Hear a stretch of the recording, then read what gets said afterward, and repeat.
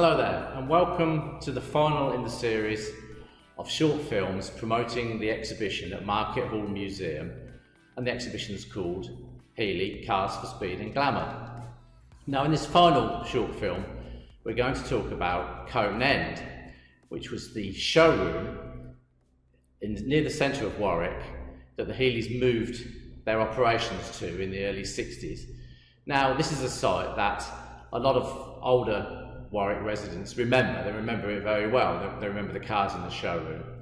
But it wasn't just about the showroom. There was also other interesting things going on behind the scenes at the back of the building. So we'll be discussing that as well. So I hope you have enjoyed these films, and I hope you get a chance to come and have a look at the exhibition. But if not, remember that the archive material held at the exhibition lives at Warwickshire County Record Office, and it'll stay there, so there's always the opportunity in the future to come and have a look at the material we have on display there.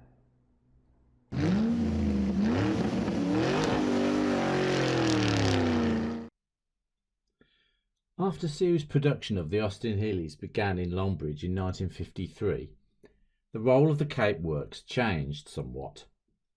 It still offered a service and sales division, and it was still the site where most of the developmental work took place.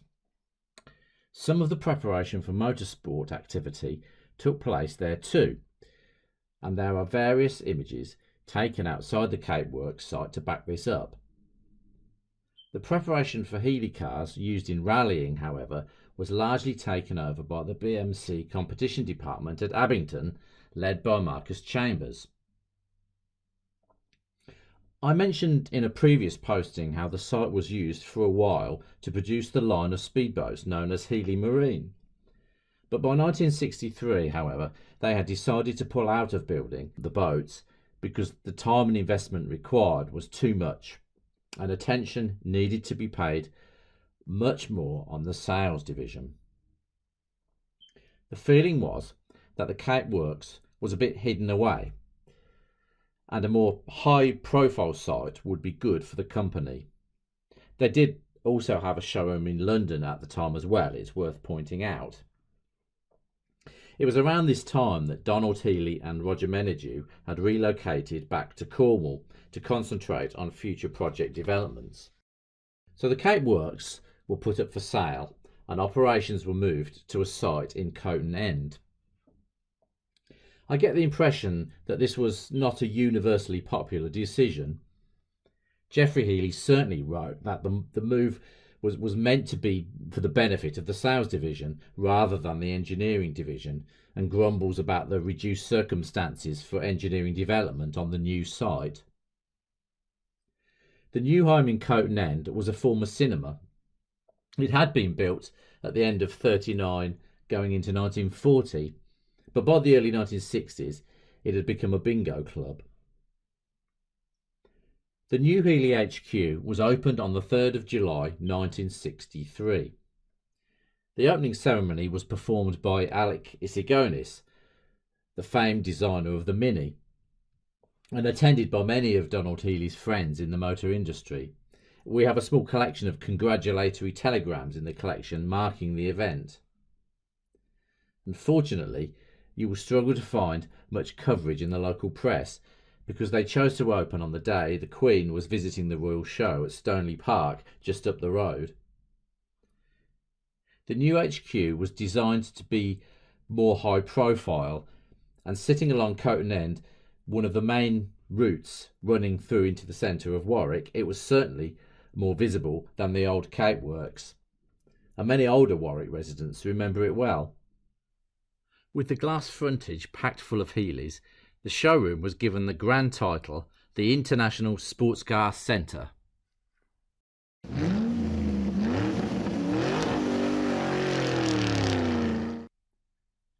Over the years, passers-by will also have witnessed some of the famous Healey cars used in motorsport. There is one photograph of the site that can be widely found on the internet, showing the 1959 EX219 land speed record holder parked on the pavement out front. Le Mans cars could also be spotted, often parked at the side. Behind the showroom were the offices. At the top, where the projector used to be, was the drawing office where Barry Bilby, amongst others, was based. On the next floor was the accounts department and offices for Geoffrey and Donald Healey. There was a wooden staircase leading to a mezzanine floor where the spare parts department run by Fred Draper was based. The main stage where the screen had been was used for preparing bodywork for prototypes and racing cars. There were wooden bucks on which Bill Buckingham and Terry Westwood could hammer away at the body parts. Because this was a converted cinema, the acoustics this would create would be considerable. Round the back was the garage for servicing, with a cinder track round the outside for taking cars in and out, described by one of the young apprentice mechanics as a bit of a racetrack.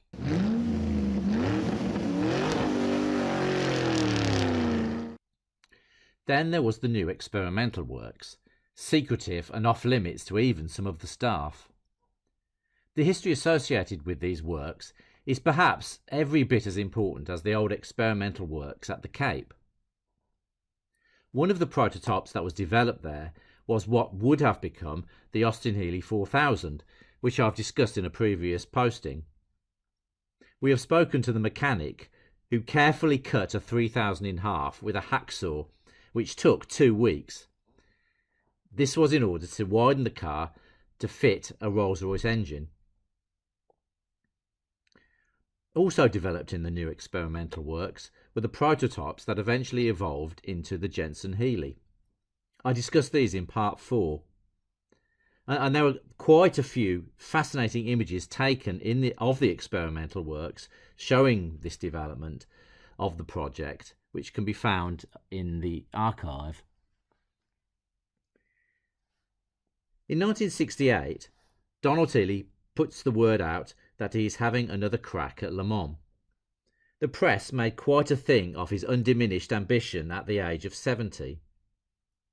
The plan was to conceive 2 new cars for Le Mans in the experimental works with a budget of £20,000. Healey is quoted in the local papers.